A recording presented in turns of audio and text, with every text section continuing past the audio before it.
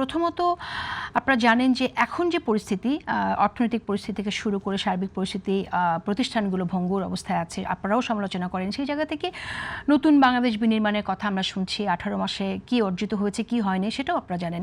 সেই জায়গা থেকে কিন্তু অনেকের প্রত্যাশা ছিল যে বিরোধী জোট এসে সহযোগিতা থাকবে, কিন্তু আমরা দেখছি যে বিরোধী জোট থেকে বলা হচ্ছে দেশ বেশি দিন বিএনপি ক্ষমতায় থাকতে পারবে না।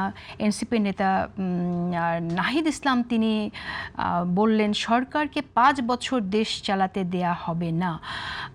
এখানে আমি একটু হোসেন জিল্লুর রহমানের একটি মন্তব্য কোট করতে চাই। তিনি অন্তর্বর্তী সরকারের কয়েকটি ব্যর্থতার মধ্যে একটি এরকমটি উল্লেখ করেছেন যে তার মধ্যে অন্যতম হচ্ছে যে এই যে এনসিপিতে যারা আছেন তরুণ নেতৃত্বে তাদের মধ্যে ক্ষমতার লোভ জাগিয়ে দেয়া।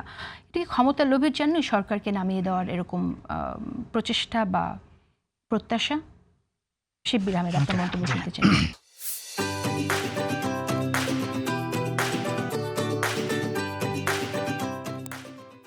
রাশেদ ভাই খুব গুরুত্বপূর্ণ কিছু জিনিস অবতারণা করেছেন। আপনি বলেছিলেন এর আগে, রাশেদ ভাই একটা ইনফরমেশন দিয়েছেন যে যেমন ছাত্র শিবির ঢাকা বিশ্ববিদ্যালয় অনেক বড় র্যালি করেছে, যেটা এত মানুষ আগে কখনো দেখা যায়নি। এটা ছাত্র দলের জন্য সত্য যে ছাত্র দলেও এখন যত মানুষকে দেখা যায় এত মানুষ আসলে আগে দেখা যায়নি। অনেকে পরবর্তীতে এসে জয়েন করেছে বা অনেকে চুপচাপ ছিল, এখন এসে পলিটিক্সে অ্যাক্টিভ হচ্ছে, এরকম বড় নেতাকর্মীদের বহর দেখা যাচ্ছে।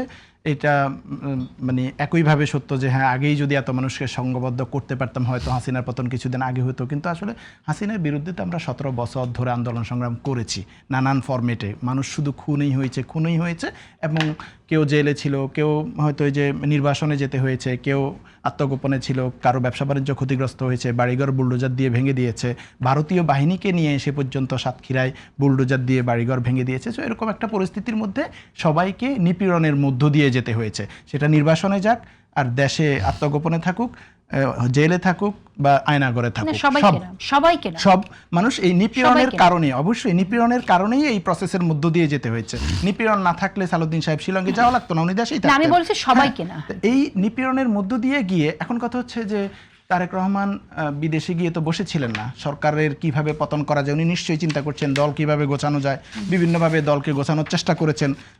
সফলতা ব্যর্থতা যাই আসুক, চেষ্টা তো করেছেন সবসময়।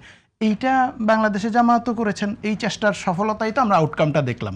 যেটা বললেন যে তারেক রহমানের সাথে আব্দুল্লাহ মোহাম্মদ তাহেরের সাথে কমিউনিকেশন হয়েছে, তার মানে জামায়াতের এবং বিএনপির নেতাদের মধ্যে কমিউনিকেশন হয়েছে আন্দোলনের সময়। শফিকুল ইসলাম মাসুদের যে মন্তব্যটা নিয়ে রাশেদ খান বলেছে সেটাকে আপনি কিভাবে দেখেন?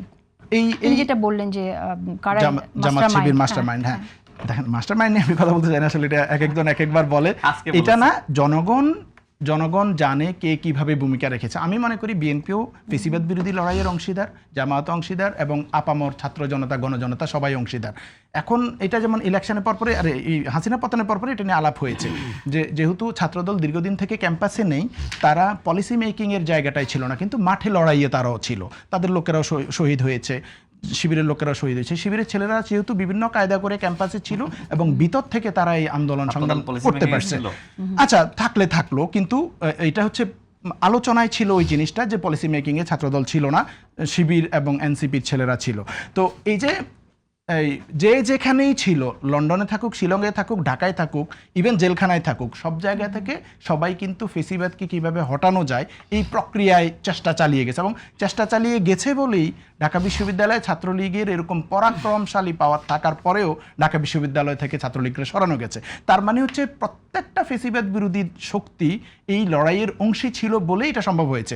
এখন আপনি যদি সেই জামাত নেতার কথার মধ্যে বিভেদ আছে, আপনি যদি এখন যদি এই ফেসিবাদ বিরোধী লড়াইয়ে যারা লড়াই করে যারা ফেসিবাদকে হটাইছে বিভিন্ন কায়দা কৌশল করে, এইরকম নিপীড়িত জনগোষ্ঠী যারা নিপীড়কের বিরুদ্ধে লড়াই করছে তাদেরকে যদি আপনি গুপ্ত বলে তিরস্কার করেন, তাহলে ওই সেম কথাটা তখন ফিরে আসবে, হ্যাঁ আপনি তো লন্ডনে ছিলেন। আমি মনে করি দুইটাই খারাপ, কোনোটাই অসুবিধা, দুইটার কোনোটাই যৌক্তিক না। আচ্ছা ডক্টর শিব্বির আহমেদ, আমি একটি প্রশ্ন আপনাকে করি, তাহলে আপনি কিভাবে দেখেন যে যারা আসলে ছাত্রলীগ করতো, যে কোনো অজুহাতেই হোক, ছাত্রলীগ তো করতো অনেকে, তো এটাকে আপনি কিভাবে দেখেন? এখানে তার মানে হচ্ছে কি একটা মানুষ, এই কম্প্রোমাইজকে আপনি কিভাবে দেখেন? এই কম্প্রোমাইজ না, এটাকে আমি দেখি নিপীড়নের চূড়ান্ত পর্যায়ে একটা মানুষ কোন পর্যায়ে গেলে তার আইডেন্টিটিকে হাইড করে তাকে সারভাইভ করতে হয়। ধরেন অনেক সময় আপনি একটু বোঝার চেষ্টা করেন, আমি বলি এই ইউএসএতে যখন 9/11-এর পরে নানানভাবে মুসলিম নির্যাতন নিপীড়ন শুরু হয়েছে, তখন বহু জায়গায় মুসলমানরা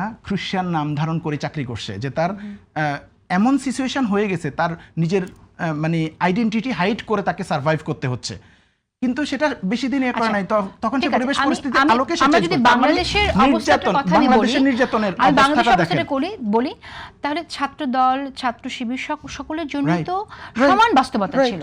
তাহলে কতিপয় ছাত্র শিবিরের নেতাকর্মী কেন আওয়ামী লীগে গেলেন? কতিপয় ছাত্র দলের ছেলেরা ছিল, বিভিন্ন সময় আপনি এরকম নিউজ এসেছে যে বেগম রোকার সভাপতি ছাত্রলীগে ছিল, ঢাকা বিশ্ববিদ্যালয়ে ছাত্র দলের যে কমিটি সেখানে অনেকেই ছাত্রলীগে ছিল।